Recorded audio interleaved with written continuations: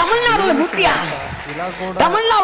తమిళనాడులో పెరిగా, కానీ ఆంధ్ర తెలుగు కవిగా దేవుడు నన్ను మార్చాడు.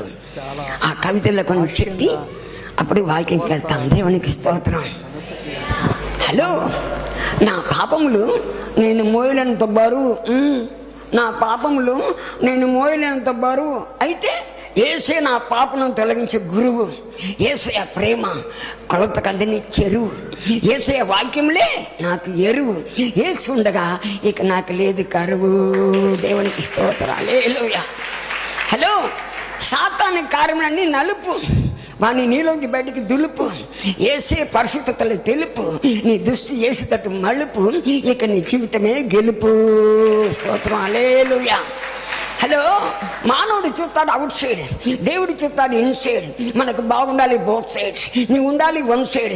ఇప్పుడే చేసుకో డిజైడ్, అప్పుడే ప్రభు ఉంటాడు నీ డిజైడ్. ఇక సాతం చేసుకుంటావు సూసైడ్. దేవునికి స్తోత్రం. హల్లెలూయా.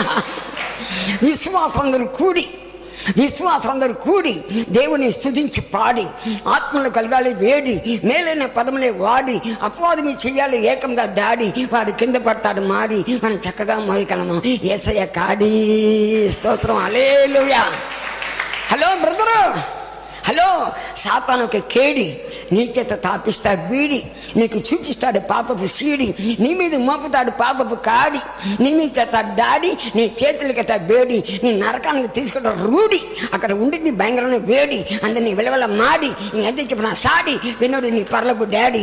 ఇప్పుడే మారు మనసు పొంది. దేవునికి స్తోత్రం. హల్లెలూయా.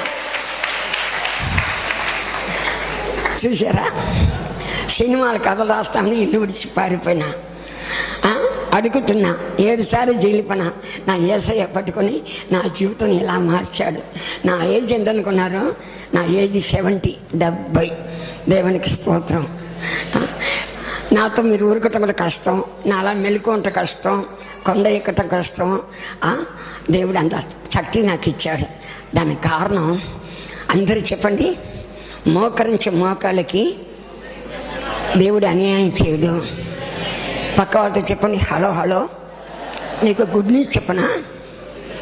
మోకరించే మోకాలకి దేవుడు అన్యాయం చేయడు. గుర్తుంచుకో. చెప్పండి, గుర్తుంచుకో. మోకాళ్ళ గుర్తు, గెలిచే గుర్తు, మోకాళ్ళ గుర్తు. మోకాళ్ళ గుర్తుకే మన ఓటు.